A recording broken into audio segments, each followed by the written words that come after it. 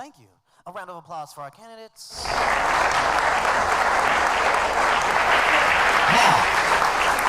for the first round of questions, which are focused on affordability, I'd like to introduce our moderator, Sam Ploquia Collins, from the Washington Informer. Please welcome Sam Ploquia Collins.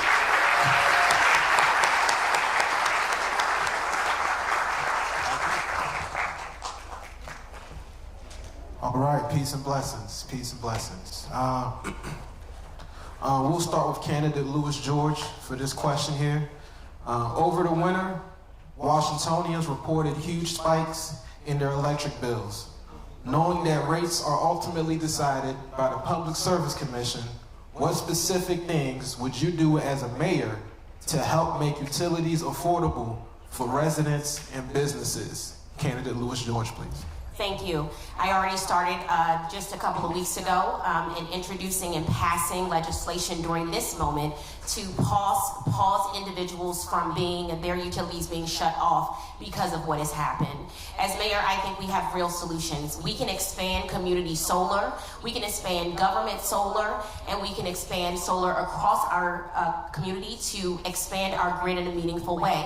We also need to have public service commissioners who are going to put people first, and that means being on the side of the ratepayers and our community members. And so appointing public service commissioners who are going to keep people and consumers first.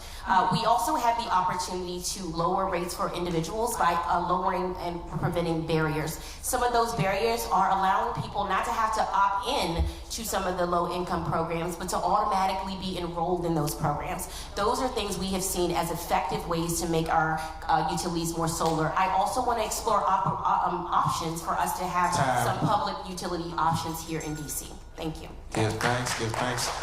Candidate McDuffie. Candidate McDuffie, yes, sir.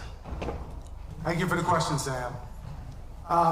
Way too many people are feeling the squeeze these days, and so utilities is one of the highest things that people are experiencing in terms of increases.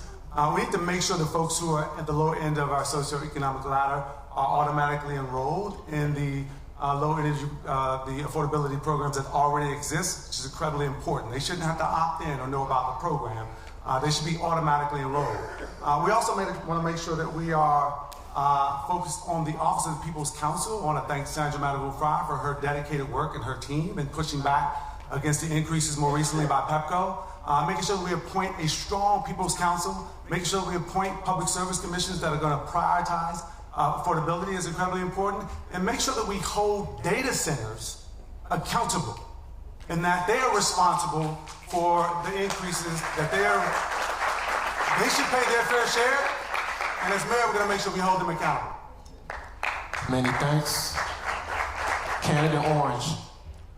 Well, we already know the programs exist, but the programs are not helping those that really need it. The conversation really needs to be with the utilities and holding the utilities accountable for what they are doing to the citizens of the District of Columbia. As the mayor of the District of Columbia, you have the platform, and you can put the squeeze on the utilities, because the utilities, they always want something, and we have to find out what it is that they want and put the squeeze on them. And also, there needs to be a comprehensive review of what they are asking for. Clearly, we have the Public Service Commission. The Public Service Commission, they will say we are operating within the bounds of the law. We have the People's Counsel's Office. They are going to go in and they have certain restrictions as well. But no one has gone directly to the utilities.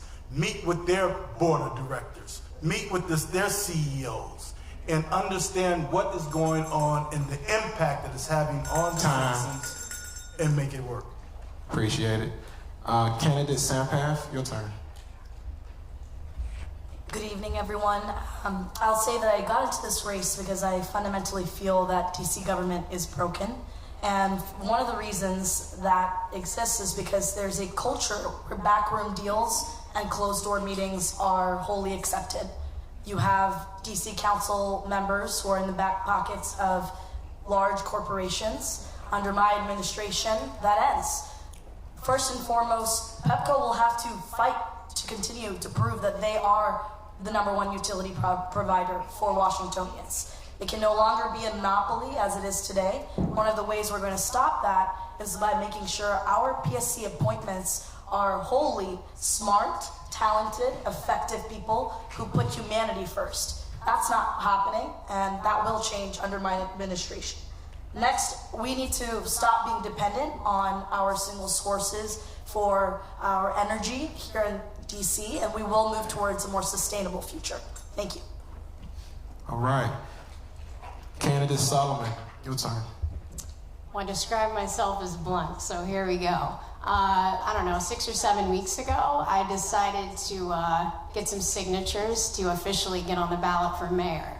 And before that, I was doged from DHS, so I was fired. So opening up a Pepco bill and seeing it like 3 times the cost really affected me. I know there's a commission, and I know there's lack of transparency. So we need a mayor in there that's gonna open the kimono and figure out what the hell is going on in these backdoor conversations. And I feel your pain, and we can't keep paying these high bills and getting 0 results. So thank you. All right. Candidate Goodweather. I gotta say, I love this question. We're gonna create a city that is affordable for everyone.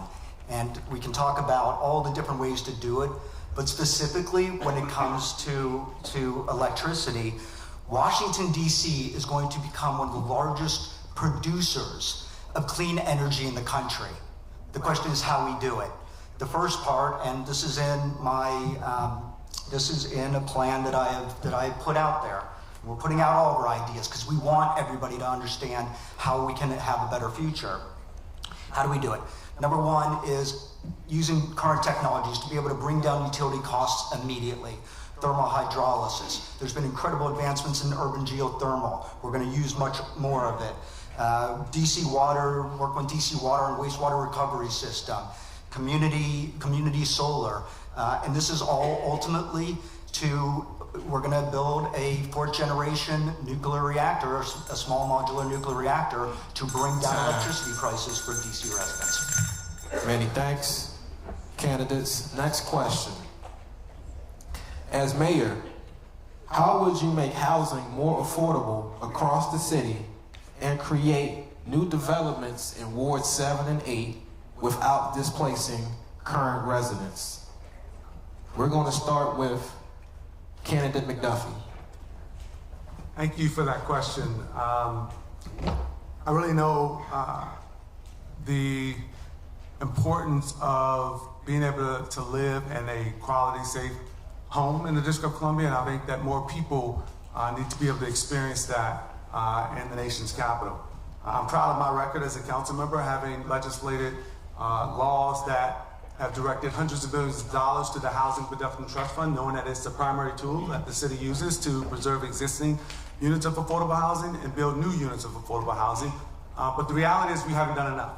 And so it's why, as mayor, I'm going to make sure that we produce 12,000 new units of housing in the first 5 years. We're going to make sure that we preserve 20,000 units of housing, understanding that it's going to be quicker and more affordable to preserve affordable housing than it is to build housing. I'm also going to make sure that we are being honest about what we're doing and not making false promises about building 72,000 units of housing in 5 years.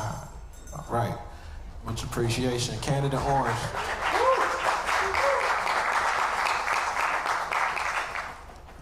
Well, most of you know that I've been credited with jumpstarting economic development, school modernization, and recreation centers in the District of Columbia. And we've done all of this without replacing or displacing anyone. We took a car impoundment lot, Salt Dome, and waste transfer stations and turned them into Home Depot, Giant, Costco. I changed the comprehensive plan for the rebirth of Union Market. Was also the co-chair of the Metro station that created the NOMA district. Specifically to this question, I would take the $100 million that goes into the Housing Production Trust Fund and build 1,000 units right away. And those units will be 600 square feet, since you said this is for Wards 7 and 8, and they will be primarily for the minimum wage workers. And as you know, I'm the one that got the minimum wage up to $15. It will be $18.40 this July 1. But it will be for minimum wage workers, for seniors, for folks that are graduating from college, and first responders. All right. Much appreciation. Candidate Sampath. I'm currently a director at a cyber company. I'm not a career politician. I've been a chief of staff over organizations of over 400 plus people. And one thing I know for sure is that how DC does housing today would never be acceptable in a high performing organization. It takes 13 months on average in Washington to fill an affordable housing unit. That is not okay. And it is people who need it the most who are suffering, while DC has a horrible execution problem.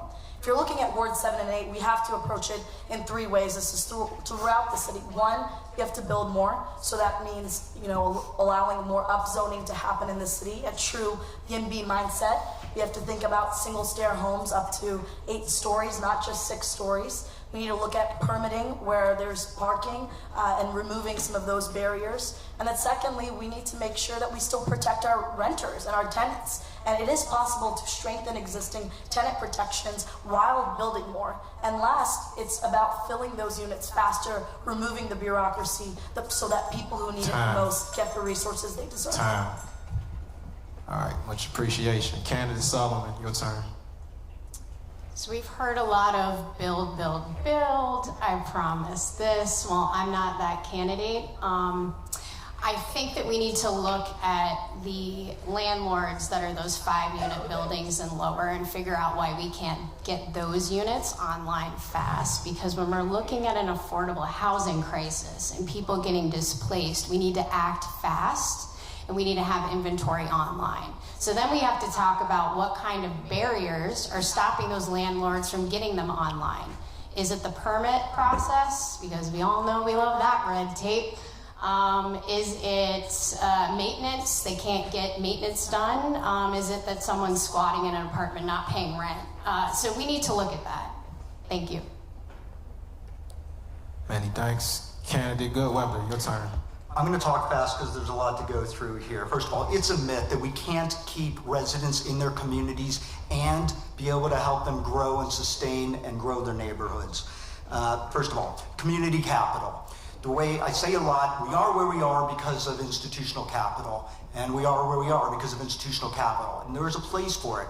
But the way that we keep residents in their community and grow them is community capital. And I will tell you that I helped kick off the Nova neighborhood during the Great Recession by helping get one of the largest hotel construction loans at the time to get all the first phase of Constitution Square going, which bought the Harris Teeter grocery store, 600 apartment units. We absolutely need to completely overhaul our permitting and approval process. It is costly.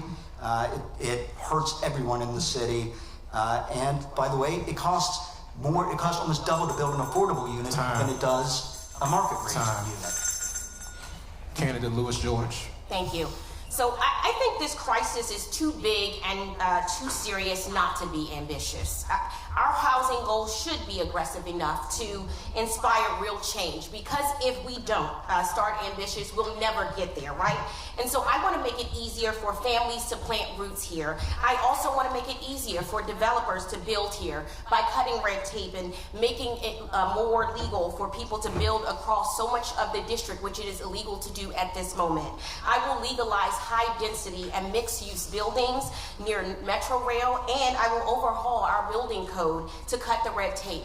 Me and my team are also looking at ways to begin setting up conversations already with progressive funders to figure out how we can begin financing new housing. For example, we can leverage pension funds to finance new housing. Those are some of the bold ways we can do this. And as a person whose family was displaced from the home that I grew up in on 2nd and Kennedy Street, it means so much to me to be able to fight for affordable DC so that my mom, who's a postal worker, can afford to live here just like everyone else. Thank you.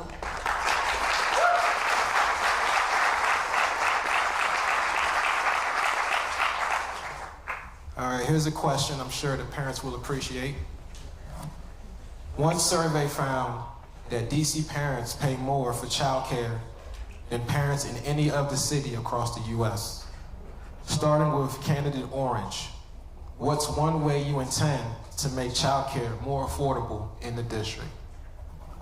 Well, first and foremost, we're going to provide an opportunity and grants for folks that are working to ensure that their children can have the child care. We also invest in child care centers not only for the sake of those parents that need the child care, but also for folks that need jobs. It can go hand in hand.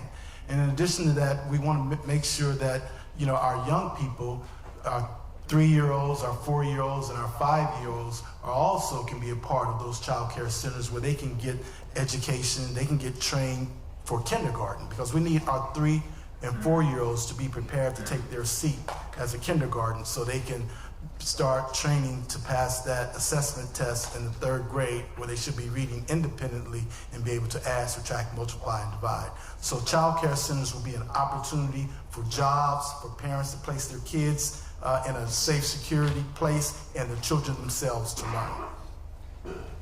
Many thanks. Candidate Sampath, your turn. Childcare is interestingly tied to so many other aspects of your quality of life in Washington. I hear about chronic absenteeism. I find out that our Latina girls are some of the most truant in our city because they're the ones taking care of their siblings, and this is unacceptable. So childcare is something that we must, as a city, prioritize, and unfortunately it's not happening. We just saw the Pay Equity Fund get gutted in the mayor's recent budget. That's not acceptable.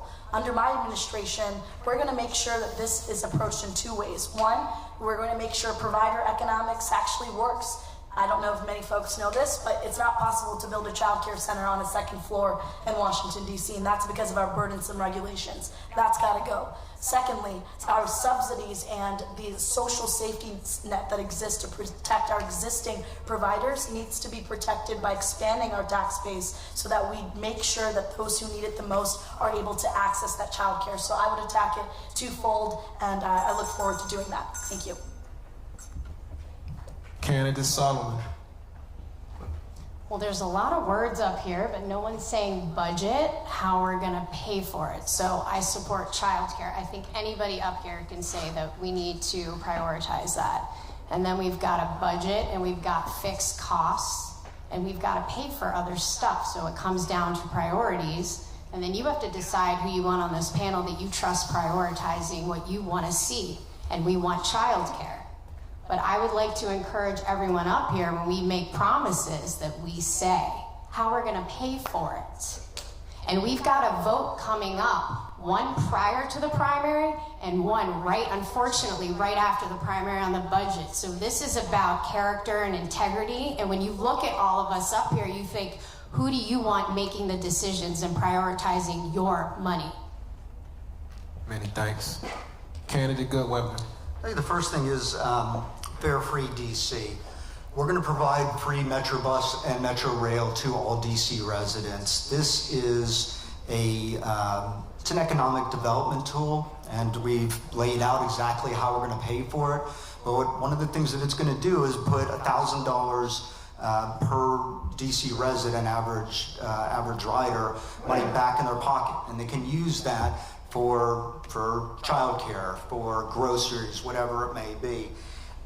I also want to say, my team laughs at me a lot because I talk about this, is one of the first things I'm going to do is create the Capital Corps.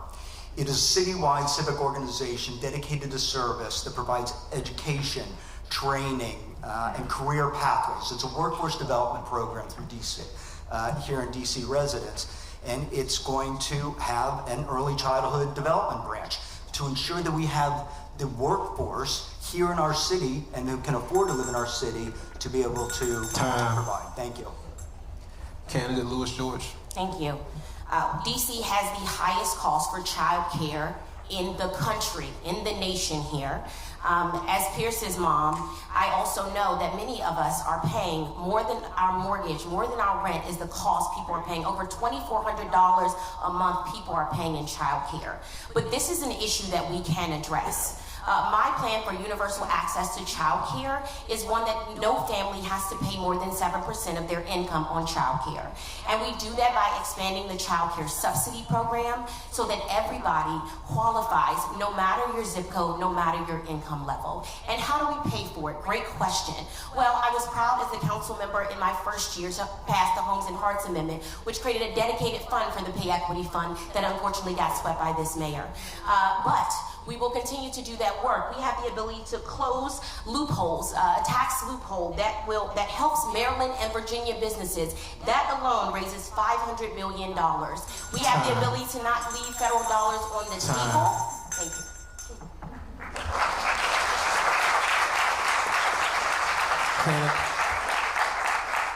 Candidate McDuffie. I hope everybody's paying attention that there's a lot of talk about raising taxes. And it's going to be important for folks to make sure that they recognize that raising taxes is going to mean increasing the burdens that make it unaffordable for people to live in Washington, D.C. When it comes to child care, we need to make sure that we are prioritizing in the budget, because it's a moral document, the programs that we know that work. One of the things that makes D.C. so attractive is our universal pre-K. I remember celebrating when my kids turned 3 years old so we wouldn't have to pay the expensive child care. We need to make sure that we are funding in our budget the child care subsidy. We need to make sure that we're funding in our budget PKEEP.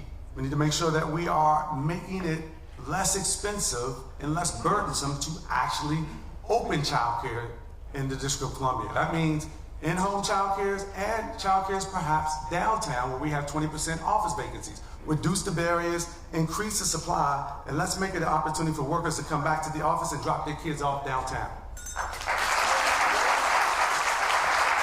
Many thanks to the candidates.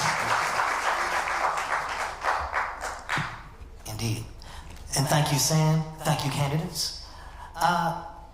This is going to be a bit of a palate cleanser, so everybody can take a breath a moment, so that our candidates can take a breath in a moment. Before we transition to the next round, I have some rapid-fire questions for our candidates. Don't think too hard about it. Let's keep the answers short. Are these yes or no questions, or? Well, you know what? Mr. Goodweather, you'll answer first. Where was the last D.C. restaurant you ate? I'm sorry, say that again? Where was the last D.C. restaurant you ate? That I ate at? Yeah. Teism. Teism. Yeah. Moving on down, Miss Louis George. Oh, I just had amazing Joya Burger in Mount Pleasant, which was amazing. Okay. Mr. McDuffie. Last one is probably obviously Smokehouse in World Avenue. Okay. Vincent Orange. Well, after the D.C. Emancipation celebration, which was downtown yesterday, my wife and I went to Oceaneer. Oh, okay.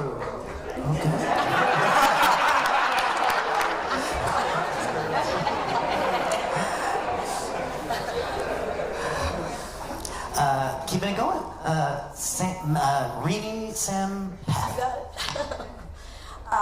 As you can hear, my voice is giving out, and when I'm starting to feel like this, I like to have food that feels like my mom's chicken curry. So I got Indique in Cleveland Park, and it tastes as close as you can get to South Indian curry that my mom makes. It's really good. Indeed. And Hope Solomon. Christoph's Bakery, because I need carbs to survive this campaign. Indeed. Next question, and remember, we're keeping it quick. We'll start with Hope Solomon. What's your favorite view in the city? Ooh, it's probably, well, half of it doesn't even exist anymore, but the fish market. Yeah, I'm old school because I love my crabs. There you go. So I like looking out at the Potomac from that view. All right. Rini Sampath. The roof of my U Street apartment. Honestly, it's nice to be home and look out and be able to see trees and the monument and all that, and also be right on U Street. Rooftop views. Vincent Orange. Toss up Frederick Douglass's home or the panorama room. All right. Kenyon McDuffie. I would say the front porch of my home that looks out to Fellas Tower, but also sees the monument and can see downtown too. Okay. All right. Shanice Lewis George, best view in the city. I would say the African American Museum, seated between like the Capitol and the monument, symbolizing the history of Black people in America, I think is pretty amazing. Indeed. And Gary Goodweather. I am looking directly at my wife as I answer this. We've lived in the same house for 23 years, and we have this really beautiful roof deck, and I put up plants. I love plants. And generally, my beautiful wife is with me on the roof deck, so I get to look at her all the time. That's my favorite view in the city, is you, my love. All right. Look, the folks know that I was like, oh yeah, points. Was that not the right answer? And last question that I have for you right now, and we're going to start with Vincent Orange on this one. Name a place in the city that more people should visit. Go. Ooh. The African American Museum. There you go. We're going to go down to Rennie's of Sandpath. All right, I gotta say, my friends are very going to just give me a hard time. Chicha Lounge on U Street, they need more business. I'm gonna shout them out, and our Black-owned businesses need more love. So Chicha, thank you for having my campaign team and I out there. And you guys should go check it out. They're very kind, and I just want to give them a shout out. All right. Hope Solomon. I would say any small business. I grew up in a small business. I see small business owners out here, just paper and tea. When you go old school invitation or you need, little gifts and stuff, always shop small and local because we're the backbone of this city, and that's what we need to protect. Indeed. We're going to go to... You can apply. We're going to go to Kaden McDuffie. I love Go-Go. I mean, it's the official music of Washington, D.C., so I'd say the Go-Go Museum in Anacostia on MLK Avenue. We're going to come up to Janice Lewis George. I would say it was actually just Frank Smith Award one, who is a very big advocate for the Civil Rights War, African American Civil Rights Memorial. So many of our Black soldiers fought and have not been given their credit due, so I would say the Civil Rights African American Memorial. And Gary Goodweather. I was just doing an interview last week about visitors that come to our city, and everybody goes to the monuments. They're amazing. It never gets old, right, going by the monuments. But as I was talking to this person who's trying to bring more visitors to our city, they're seeing people come here and they're like, you know what? We need to stay a few extra days to visit all the neighborhoods. That is what makes our city so incredible, is all of these incredibly beautiful neighborhoods and all the different cultures within each neighborhood. It's so the one place, every single neighborhood in our city. They're all amazing. All right. So thank you all. Thank you, our candidates. We're going to get into our next round of questions and have our next moderator. This next round will be how to create a well-functioning local government. Our moderator is Sam Delgado from the 51st. Take it away, Sam B.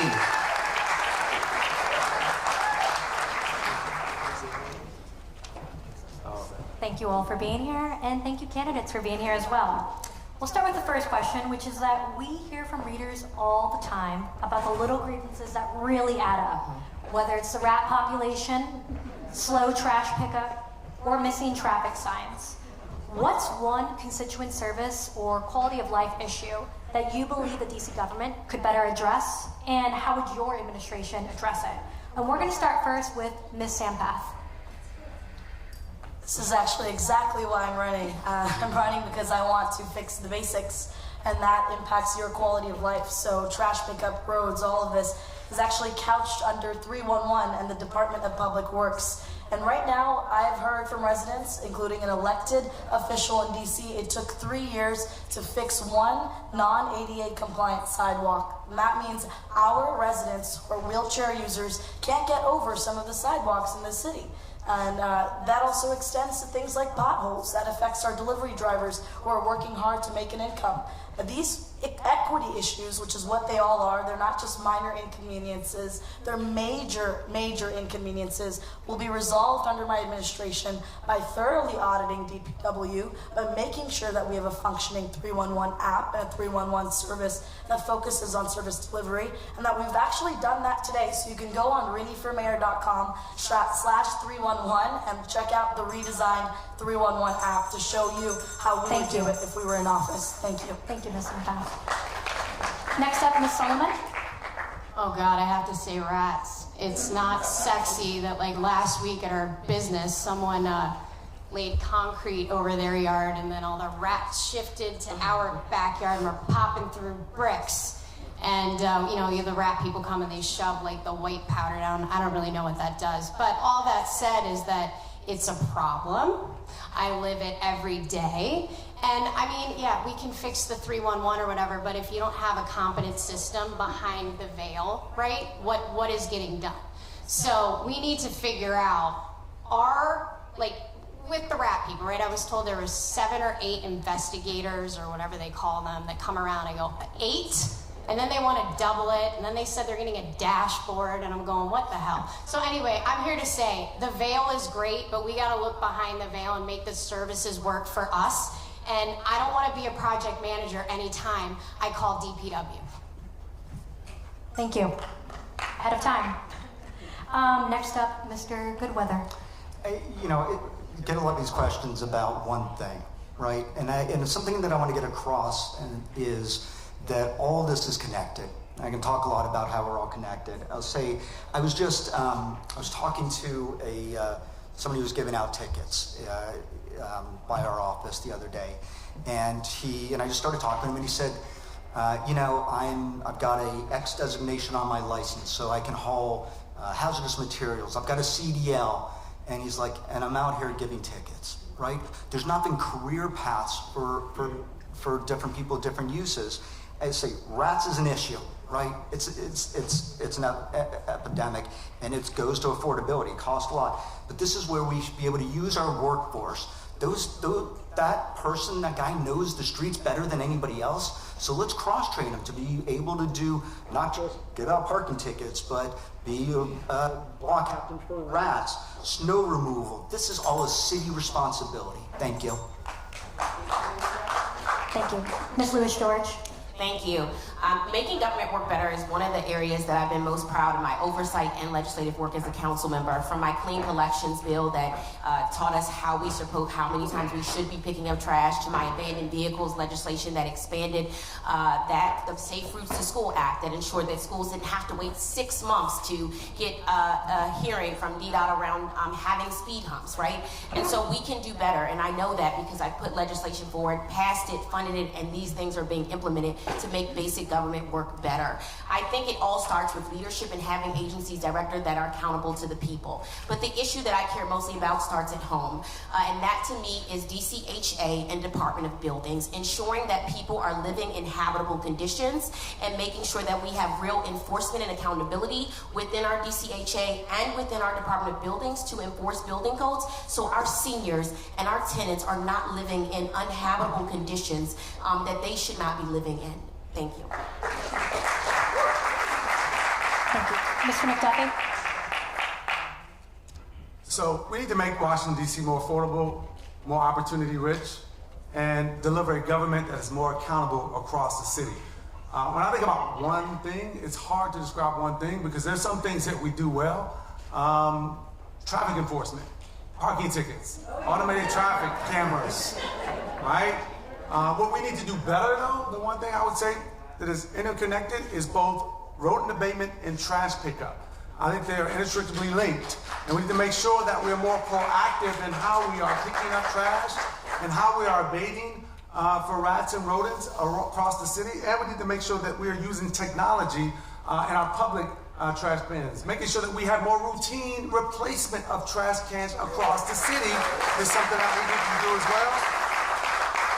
And have public accountability dashboards so people know that where we're doing well across the city and where we're not doing so well, so that everybody understands what equity looks like when it comes to delivering services. Thank you. Mr. Vincent Orange.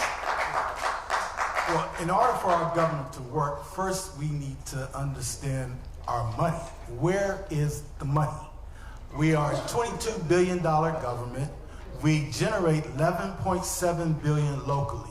Yet we fund for 4,500 officers, but we only have 3,100 officers. So what happened to the Delta, the 1,400 FTEs, and that's been going on for the last 4 years. And the paid family leave is generating about $500 million, yet the program only costs $100 million. And then the traffic cameras, it's supposed those dollars are supposed to be for vision, vision zero they call it. And that only costs maybe $125 million, but that program generates $600 million plus. And so why do we have a $1.1 billion gap? The $600 million gap for fooling around with the White House, another $400 million gap. So I would put in place a revenue alignment commission to find out where our money is, then get those monies together, and then address all these issues that folks are talking about. Thank you. Thank you all. We're going to move on to the next question, which is a little bit more about you all. What would your management style be as a mayor? And how would you work to hold agency leaders accountable if they're not working together or delivering results? So let's hear from Ms. Solomon first. Well, I did 17 years in national security. Most of that sometimes I was the only woman in the room. So, it's challenging to build relationships, but here's one thing that I know. You just hire the smartest people. You build your team with the smartest people. And you, as a leader, sometimes you don't have the answer, and that's okay. I mean, these are basic principles, right? What we need down at City Hall, at the Wilson Building, is a team of people that trust each other, that respect each other, and we're not getting that right now. That's why I'm running. So the bluntness, the fearlessness, that's how you build a team that works. Thank you. We'll go over to you, Mr. Goodweather. Me? First of all, even when I was a cadet in the United States Army, we are taught, leaders are trained, they are not born. This is a skill set, and it takes years of experience and executing to lead. My management style is about bringing people together, unifier, and that is how all of us are going to succeed as a city. Because I fundamentally believe that for any one person, for all of us to succeed, everyone else needs to succeed as well. And we take care of our people. But I will appoint experts that are service-driven. Government service is about serving other people. And to be holding accountable, if they are not performing, or if they lose sight of the fact that they are there to serve you, then they will no longer be there. Thank you. Ms. Lewis George. Yeah. I believe that you should lead with respect and not with fear. And far too long, people have felt that they are in fear of retaliation when they speak up. They are fear of losing their jobs if they dare to question the efficacy of a program within our government. And to lead with respect means to respect your workers. Respect the hard-working government workers who are in our city every day, down to our DPW workers who work 12-hour shifts in the freezing cold, our housing inspectors who are out there doing hard work.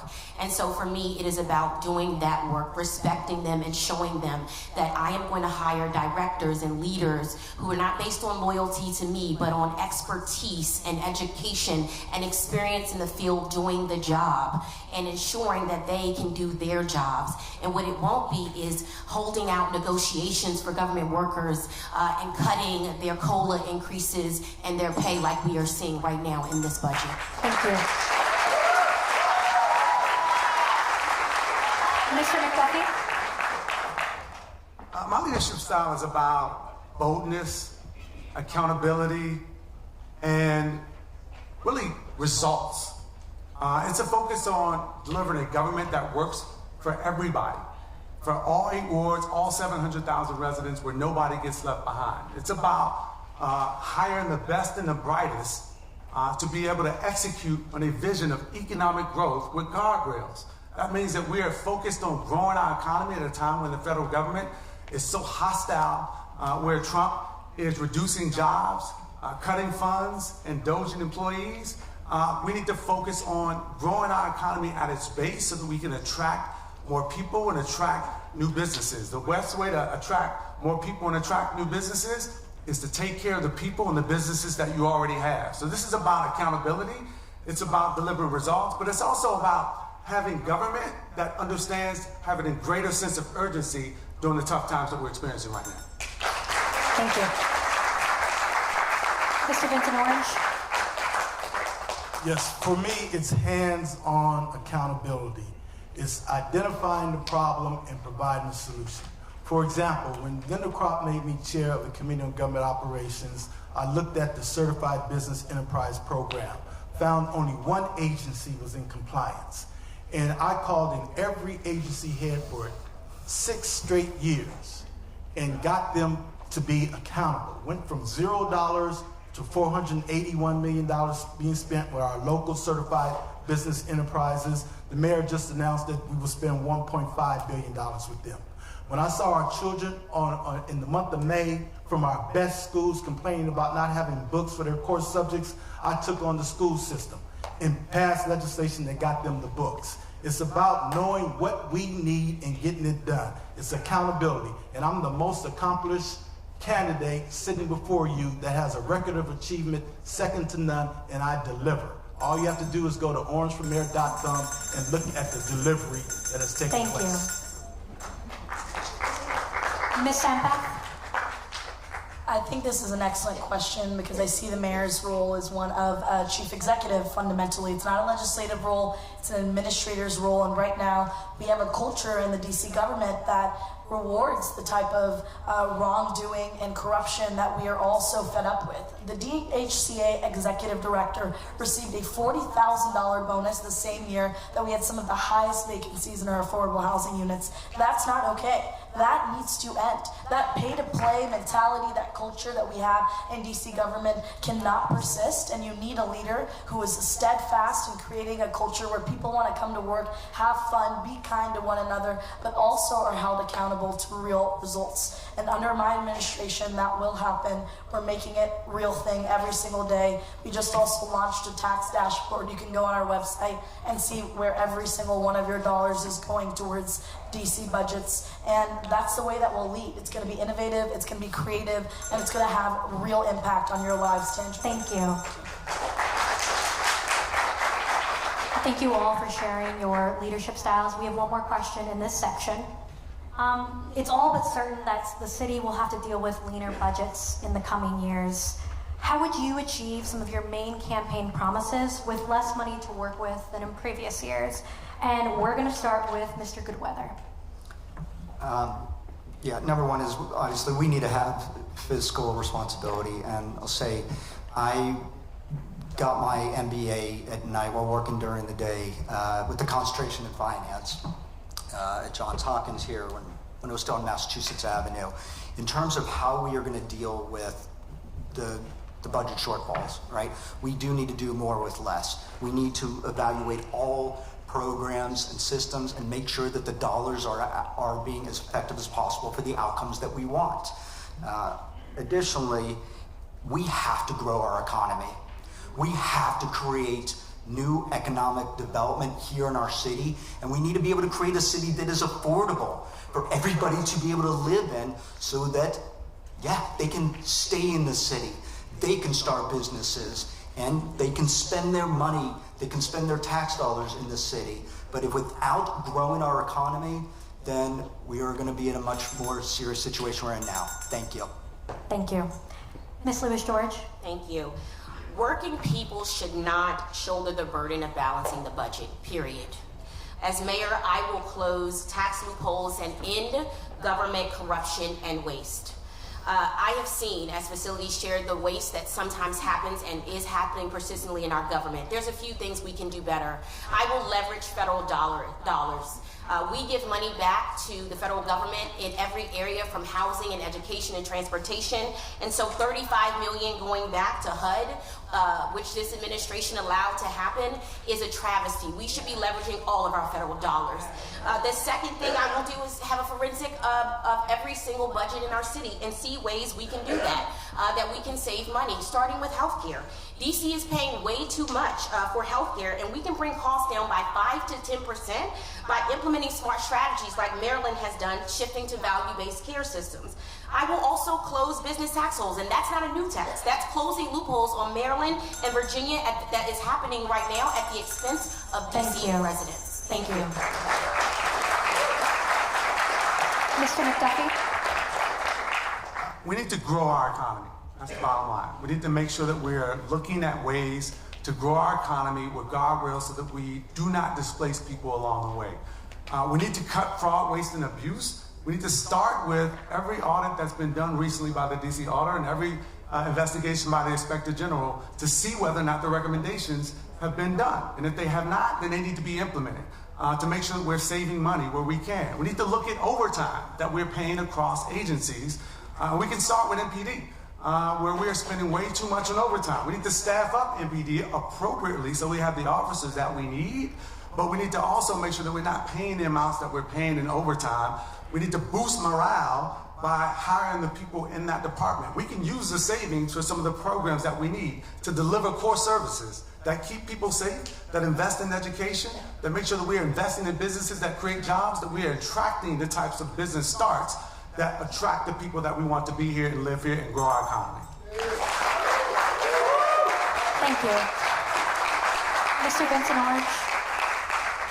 First and foremost, we need to be honest about where we are and what this council has done over the past 8 years. This council is the one that created this whole thing of defund the police. And now you want to talk about overtime. Well, you've been knowing for the last 6 years that you only have 3,100 officers, so the 1,400 Delta FTEs, where's that money? There shouldn't be overtime. We should be at full force. In addition, this whole $600 million debacle with the Congress, we knew that the president has Article 1, Section 8, and we knew that we should have had an alternative if the president and Congress stopped us from decoupling. But we didn't have an alternative. So that's the reason why we have a $600 million gap now. And then we have a $400 million gap on top of that because of all these rising costs. We have the money. Don't be fooled. This is a management problem. And this is a revenue alignment problem. Revenue is being spent to fund programs that should not be funded. Thank you. Ms. Sampak? I'll begin with the city's mismanagement that we were talking about so often. One, the $180 million that our CFO is effectively holding hostage. That's money that could be going towards our queer communities, our residents with accessibility hurdles, and it could be going towards every single one of you in this room in some way, whether that's education or housing, whatever it might be. $70 million is what the Events DC organization overcharged the city, and that money is still missing. There's a lot of ways for us to cut waste, but there's a lot of money that we need to go after today.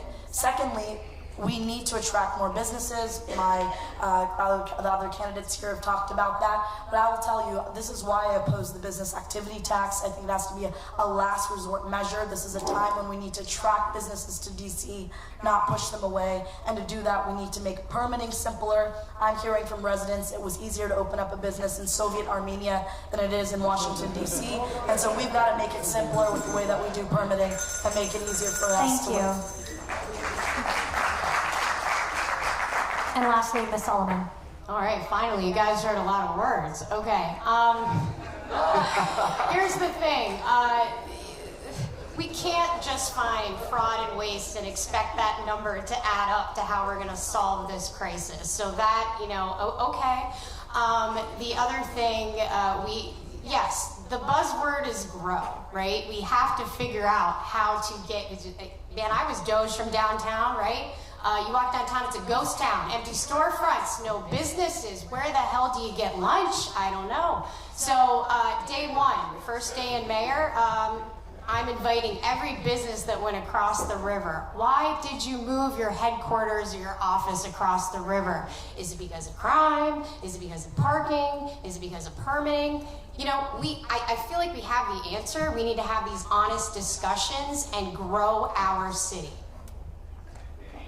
Thank you. That concludes that section of questions, and I'm going to pass it back off to my colleague, Dwayne. Thank you, Sam D. All right, candidates, I'm back here. You know what time it is.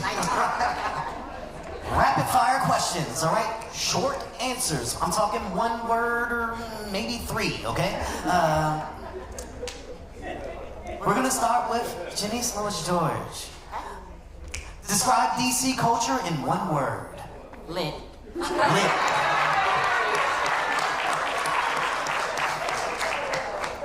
Kenyon McDuffie. Say mosaic. All right. Vincent Orange. Diverse. Oh, hold on. Renee Sampath. Fun. Hope Solomon. Music.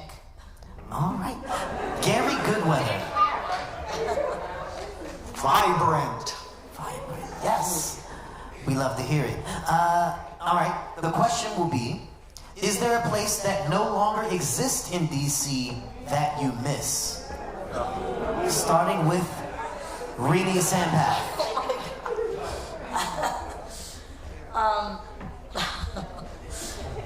Okay, I am a member of the community, so it's not appropriate to say Bunker has taken over what used to be Tropicalia, but when I first moved to DC, Tropicalia was lit, and we had a lot of fun. So I think about our businesses on U Street that have closed down. There are so many that have closed down, and that's one of them.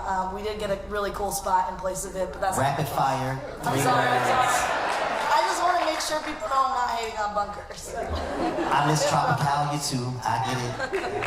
But Bunker is lit too. Hope Solomon. Okay, childhood memory. I want to bring Woody's back. Who went to Woody's for breakfast with Santa when they were a kid? I mean, that was the downtown, right? Take the bus downtown, go to Woody's.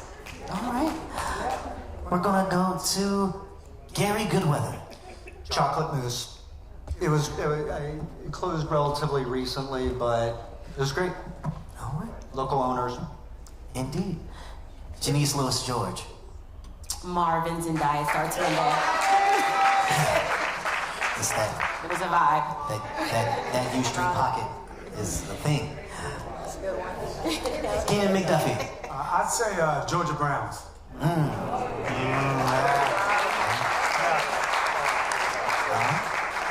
Vincent Orange.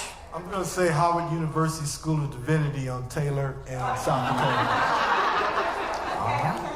All right. Last question I have for you all right here. Train, bus, bike, or drive? Vincent Orange. Drive. All right. Kenyon McDuffie. Drive. All right. Janice Lewis George. Bus bay, bus. All right. Gary Goodweather. Metro Rail, it's why we bought our houses near All right. Hope Solomon. If I can turn my brain off and let somebody else take me, Metro. All right. And Renee Sampath. Metro for sure. Okay. Awesome. Thank you. Thank y'all for the energy. And for the last round of questions, which focus on D.C. leadership's relationship with the federal government, we have Martin Ostermule from the 51st. Take it away, Martin. Thank you. Well, first of all, I just want to mention that I, unlike Dwayne, do not have a baton, but I think we all need one. Second of all, since this is a forum about accountability, it's a big part of it, I should take some accountability myself. If you looked in your programs, you'll notice that Hope Solomon was not included as one of the candidates. That was my bad. We discovered that about 4 hours before the event actually happened. So accountability, thankfully you're not voting for me for mayor, so that's the least damage I can do. Now, A journalist taking accountability. I appreciate you, there you go. Martin. Thank you. Vote Martin. Just kidding. Don't. All right, so we're going to jump to a very hot topic nowadays, at least for the last year and a half or so, relationships between the district and the federal government. Starting with this question. The Trump administration and congressional Republicans have made clear that they will interfere in D.C.'s local affairs, often aggressively. Mayor Bowser has said that protecting home rule is, quote, her North Star, and has often cooperated in the hopes of preventing further intrusions into local autonomy. Many of you, though, have been critical of that approach. So what specific things would you have done differently than the mayor? And if elected, how would you balance criticizing the president or administration with preserving D.C.'s autonomy? We will start with candidate Louis George. Thank you. Listen, as a daughter of the district, I have been fighting for D.C. statehood my entire life, and I know how important it is for us to maintain that. But I also know that complying in advance is not a strategy. And so my strategy is one of an inside-outside strategy. One, we work with our Attorney General, Brian Schwab, and use every legal lever we have to fight back. As a former Attorney General, I know we can do it. I was the only council member in the courtroom and went to court with the mayor and the Attorney General and Eleanor Holmes Norton to fight back when they tried to take our police chief over, and we fought and we won. The second thing we're gonna do is build relationships in Congress. I've been walking the halls of Congress myself, and the number one thing I hear is this is my first time hearing from elected leadership in D.C.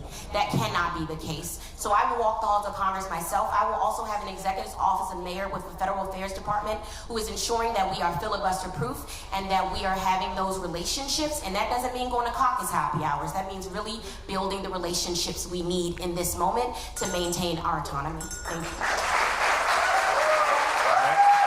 Thank you. Candidate McDuffie. My first job out of Howard University was working with our warrior on the Hill, Eleanor Holmes Norton. And so I know what it looks like to fight and deliver for all DC. I know what it looks like to fight to protect our home rule and to fight to advocate for statehood. As mayor, I'm gonna make sure that we beef up the mayor's office of legal counsel and work directly with the office of the Attorney General to litigate where we need to protect the residents across the District of Columbia. We're gonna make sure on the first day in office that we end coordination between the Metropolitan Police Department and ICE.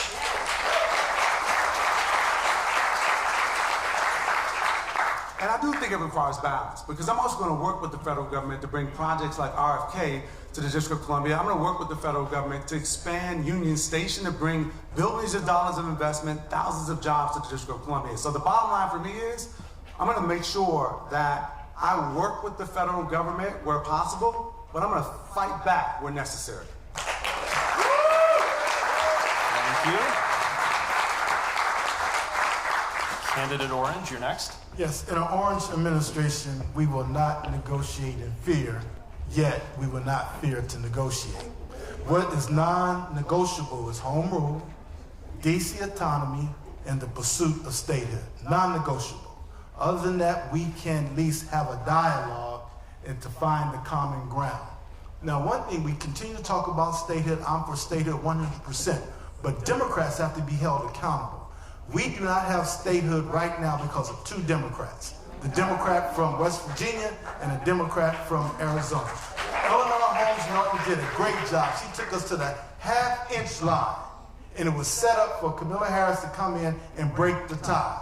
And Biden would have signed the legislation, we would be a state today. The second opportunity, which was the first opportunity, was when Jimmy Carter was in office. Democrats let us down again. So we have to be real about ourselves as well and hold everyone accountable and make sure that we are in harmony working for the good of the 700,000 citizens of the District of Columbia. All right, candidate Sampath. I'm certainly in agreement with the other candidates' comments about how we need to end cooperation with ICE, that we need to make sure no data sharing is happening. So I'm going to take this from a different angle, and it has to do with your rights to protest, your rights to assembly, and your rights to picket. I was a campus activist myself. I actually successfully protested and picketed to have the president of my university step down amidst the largest sex crime scandal in USC history. And I know what it means to have to use the ACLU to defend my own right when I was almost sued for a defamation in court. And so along those same lines, I want to make sure every Washingtonian never has to live in the fear that their rights to protest, that their rights to assembly are going to be infringed upon by this administration. So whether you're out there on the streets fighting for statehood or fighting for any of the issues that you feel President Trump is infringing on, I will make sure I'm right there with you, make sure that your rights are protected, and that will be one of the ways in which we advance statehood, is by getting out on the streets and making it happen. Thank you. All right, candidate Solomon. I mean, I've heard a lot of stuff I hope you guys can produce. You know, someone's got to negotiate, right? So you have a lot of spicy personalities up here, and you got to pick the one that's going to be able to negotiate with this administration, and we got to get our house in order.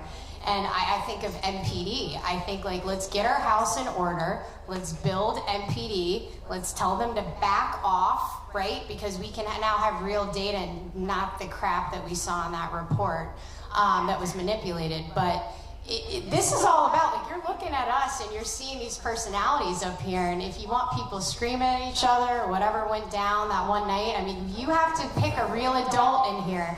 And there you go. You're always going to get blood from me.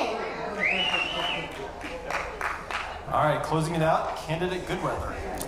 The best thing that I can do is create a government, a D.C. government that is so effective, so well run, that it lifts our D.C. residents up. Because when I create a government that serves you so well, denying us rights, having federal intervention is going to be much easier to fight against when it is working, when the government is working for each of you. That starts with fiscal responsibility. We need to make sure, we have something called the 7 deadly sins in DC. If we breach any of them, this comes down to fiscal responsibility, then a control board comes back automatically. And do you know who appoints the overseers? Donald Trump. I will say, and the collaboration between ICE and MPD, but I'm also going to create a police force that is the most empathetic and best run and best trained in the country. Thank you. Thank you very much. Now moving on to the second question, and this question actually includes some things that you guys have already started on, so thanks for getting ahead of yourselves. Many of you have said you would stop MPD's cooperation with ICE on day one of your administration. But as we've seen, cooperation with federal agencies often stretches far beyond ICE. What would you do differently on immigration enforcement than the current administration? And would it include banning MPD from working with all federal agencies that engage in immigration enforcement? We will start with candidate McDuffie. It would mean making sure that we lift up the fact that safety begins with trust in the District of Columbia, and right now, way too many people in the District of Columbia do not feel safe across the city, particularly our immigrant neighbors. So when I say that I'm going to rescind the executive order that allows cooperation between Metropolitan Police Department and ICE, is exactly what I'm going to do as a former civil rights lawyer who's investigated police departments and sued them to make sure that they are engaging in constitutional policing. It is working with law enforcement to hold criminals accountable, though.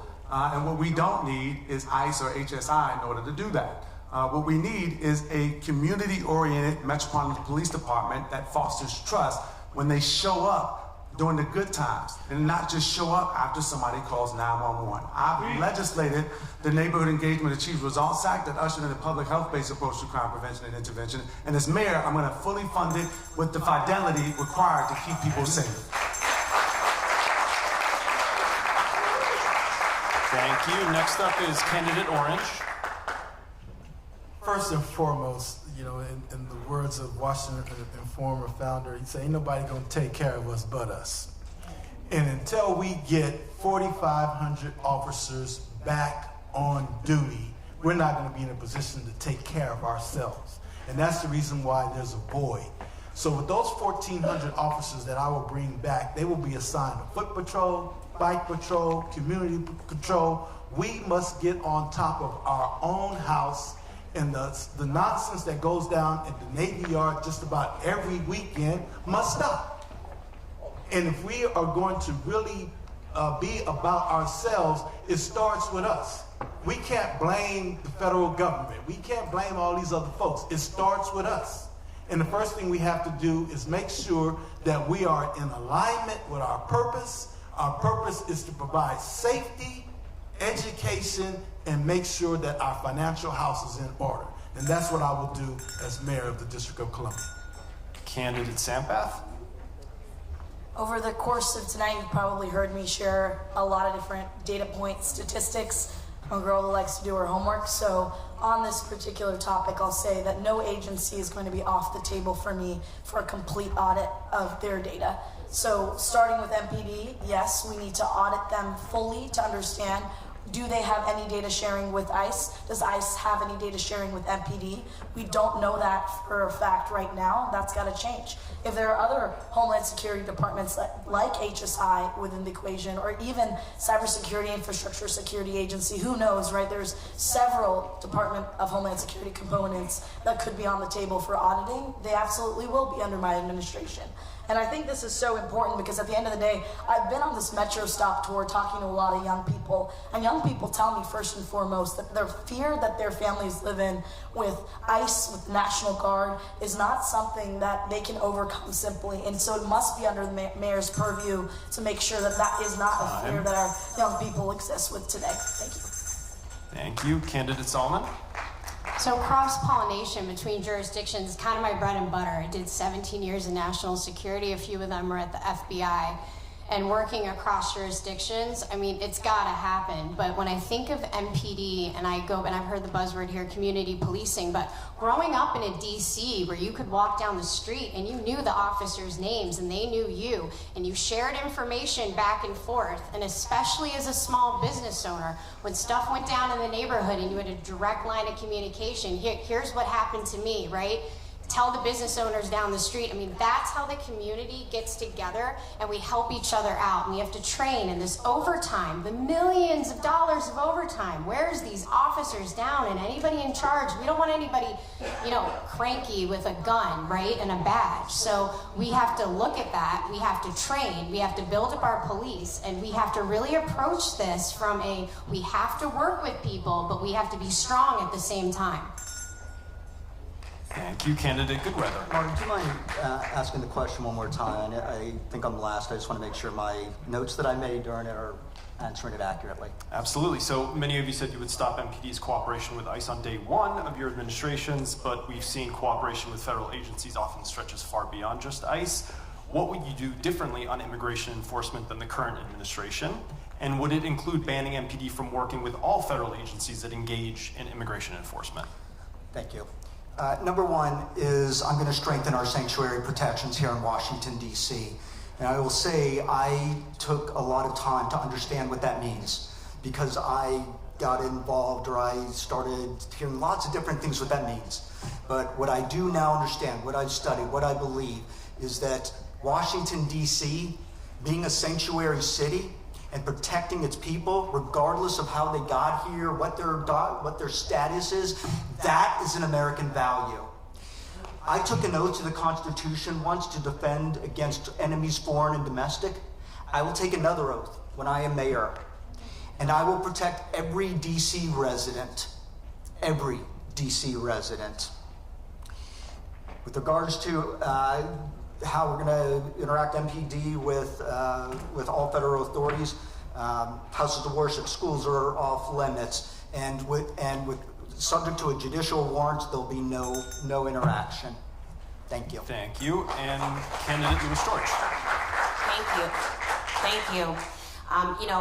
Ward 4 has seen the impact of ICE in our community. I have witnessed myself individuals being kidnapped off the street.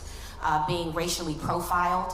And so when I introduced the legislation to end cooperation between MPD and ICE, I did so because I saw my community suffering. I also fought really hard with many to have a Sanctuary Values Act that should be respected. And so I agree that we should end cooperation with MPD and ICE, and I also did something about it by authoring it, which one of my opponents did not sign on to that legislation when they had the opportunity to do it. I also want to note that, yes, we have to work with federal law enforcement across the board, but not for federal law enforcement immigration enforcement. So the answer is no, we will not be working with any agency around federal law enforcement around immigration. However, we do need to get guns off of our streets, and we do need to work with ATF and FBI and other agencies, just like we did on Kennedy Street, to get guns off our street. And that is what I'll be focused with, working with federal agencies and law enforcement to do. Thank you. All right. Thank you very much. And now the last question of this section. And actually, Vincent Orange teed us up perfectly for this one because it deals with an issue that the council will be taking on tomorrow, which is the teen curfew. So both D.C. and the federal government have cracked down on teens in recent months, from Mayor Bowser's expanded youth curfew to U.S. Attorney for D.C. Janine Pirro's push to lower the age for prosecuting the district's teenagers for serious offenses. Do you support the expanded curfew zones? That's the first question. And second, should DC prosecute more teens as adults? And we're going to start with candidate Orange. I support the curfew. I do not think that we should be prosecuting teens as adults. It has to be a case-by-case basis. But I don't understand the council and why they do not want to extend the curfew. The other things they talk about, that should be done. If there's going to need to be more recreation facilities, there needs to be more programs. There's nothing stopping the council from doing that. So let's get it done. If I was bleeding right now, I would want you to put a Band-Aid on me, stop the bleeding. And then I'm gonna go address the problem. I'm gonna go see a doctor, hey, what's going on? Why am I bleeding? But right now, stop the problem. We have not stopped the problem in the Navy Yard. And it's going on and on and on. And so these young people must be held accountable while we get a solution in place. And there's nothing stopping council or the mayor to put a solution in place while there is a curfew. The summer is coming up, and if you don't have that solution, you're going to have more killings and more people is going to be out of control. All right, candidate Sampath, you're next. I'm going to start with the incarceration piece of this because we have the highest incarceration rates for our black youth, period. And so to even have that concept on the table is ridiculous and just points towards the ways in which we have failed young black boys and girls in this city. And on top of that, what I want to speak to is the curfew must be a temporary approach to a larger systems-based issue. I've said this over and over again. We can't just forgo consequences in general because we care about our youth, but at the same time, what have we done for our youth to make sure that they actually have spaces to go? I've been loving some of the activities that our departments have been putting on. They've been putting on some parties late at night, and young people have been loving it. So I want to see more investment there. But I also want to make sure that a program like Marion Barry's summer youth program is year-round. Let's get kids jobs where it matters the most. Let's focus on a long-term strategy and make sure that they have places to go and thrive and contribute to DC. Thank you. All right, candidate Solomon. Yeah, so like many of the candidates up here, I support the targeted curfew, and it really gets down to when I think of, I'm a graduate of DC public schools and the truancy rate and how we're supporting our youth, and to me it's just, it's not an isolated topic. And when I think of just how we even talk about truancy, and so many agencies have their hands in the pot on that, and it's not a one-stop shop. And when I think about how we manage youth in this city, it completely has to change. This is embarrassing that we got ourselves here. When I was in DC Public, there was some kind of shame in not showing up to school, and we had programs, and we have to invest in the after and before. And, we mentioned Marion Barry. He was everywhere in every ward, right? We saw him at all of our picnics. Who doesn't have a photo as a baby with Marion Barry if you grew up in this city, right? So we need to really focus on the youth. Time. All right, candidate Goodweather.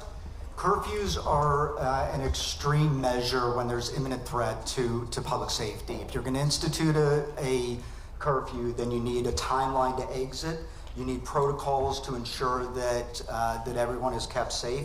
And most importantly, you need a plan to resolve the underlying issue. I briefly talked about my Capitol Corps that I've designed. And I designed it after my time in the military, after AmeriCorps, after the Marion Barry Summer Jobs Program, and also an organization called City Year that operates here in the city. It has different pathways. It has a youth pathway.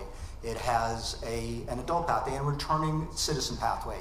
What it does, though, is create the staff, create mentors, create places for our youth to go that also give them purpose and belonging so that they are receiving what they need to see a better future as well in our city.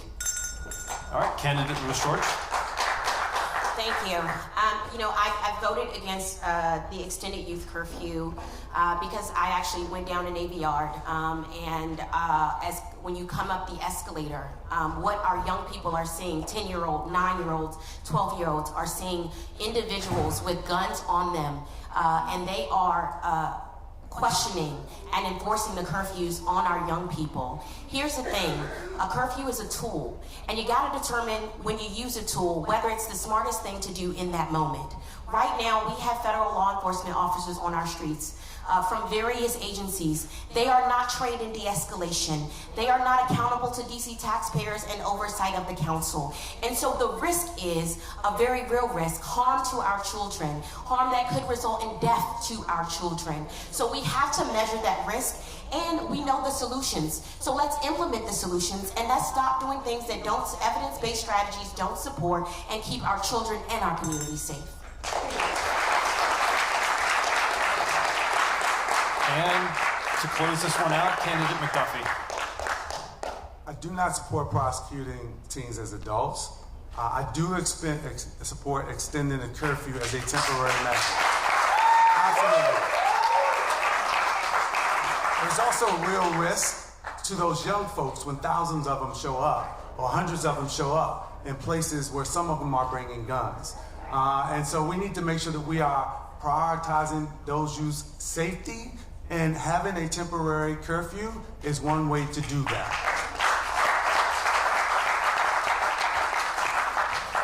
And the reason I didn't sign on to a bill that was introduced by one of my opponents is because I don't sign on to campaign tactics. I'm substantive.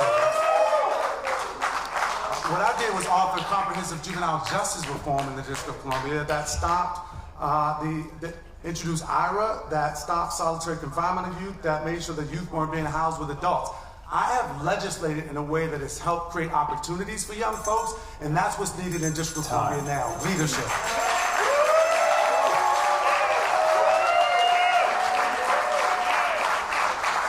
All right, thank you very much, and now I'll turn it back to Dwayne. Thank you, Martin. All right. And thank you to all of our moderators for this evening. Give them a round of applause.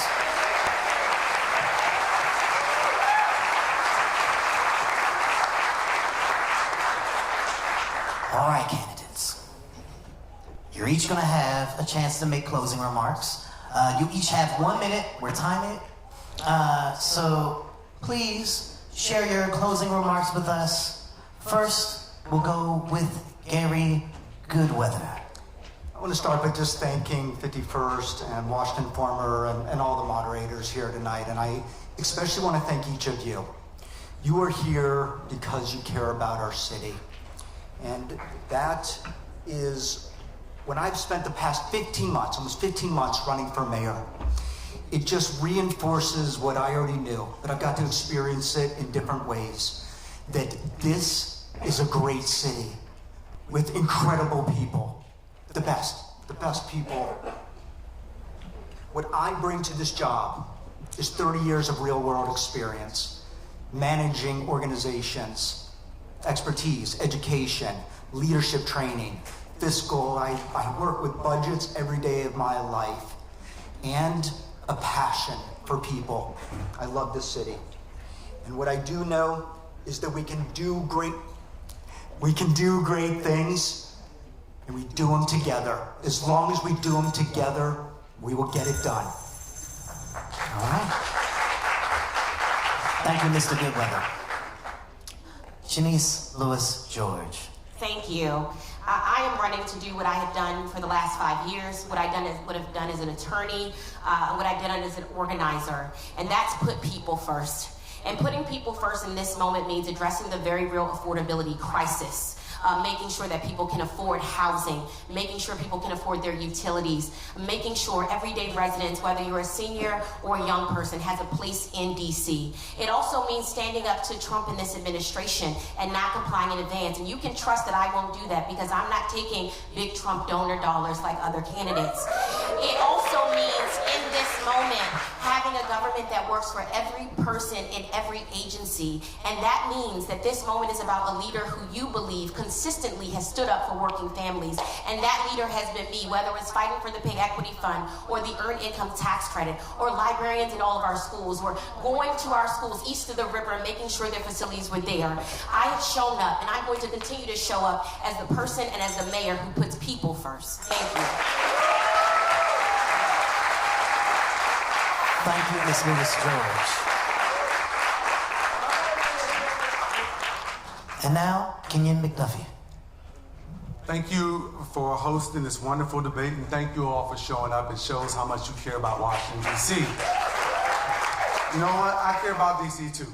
I'm a fourth-generation Washingtonian, born and raised here, proud graduate of D.C. Public Schools. I met my wife here, and we're raising our 2 daughters here. I love this city. But I'm not going to run a campaign based on lies. I'm not going to run a campaign based on false promises. I'm going to run a campaign that's going to deliver results to make this city more affordable, more opportunity-rich, and a government that is accountable to all of you, particularly our vulnerable neighbors, those neighbors who are pushed to the margins, who are living in the shadows. I'm running to bring them out of the shadows and into the light. What I'm not going to do is run a campaign that's based on dark money coming out of New York City. Because that's what's happening right now. I'm running a people power campaign based on people from D.C. Because I love you all. And together we're going to win this race. Fight and deliver for all D.C. Thank you, Mr. McDuffie. All right, and moving on to Vincent Orange. Well, thank you all very much. I'm running to keep delivering for the citizens of the nation's capital. I'm the only one up here that has delivered economic development, school modernization, reopened McKinley Tech, redid Noyes Elementary School, did Turkey Thicket, North Michigan Park Recreation Center, and Brentwood Community Center. I'm the one that got minimum wage and put the CPIX index in there that it will continue to grow on an annual basis. I'm the one that established D.C. Emancipation Day as a public holiday that's now been running for 21 years. I'm the one that was here in 1999 when we had a $518 million deficit, junk bond status, lost our ability to run this city. I was there and I helped turn it around. When we left 8 years later, we had $1.6 billion in our rainy day fund. We went from junk bond status to AAA bond status. And we came up with a plan called the Economic Resurgence of Washington, D.C. We need another plan, and I will deliver that plan. I have the record of achievement, second to none. Thank you all very much. All right. Thank you, Mr. Orange. And going to Rini Sampath. Thank you so much, everyone, for joining us tonight and being here. It's been a pleasure to be on the stage among these other candidates. I'm not from here. I moved to the United States when I was 7 years old and with my family in pursuit of the American dream. My grandmother had a first grade education. My grandfather had a 7th grade education. And now I'm the first South Asian person in DC history to make the ballot for mayor. So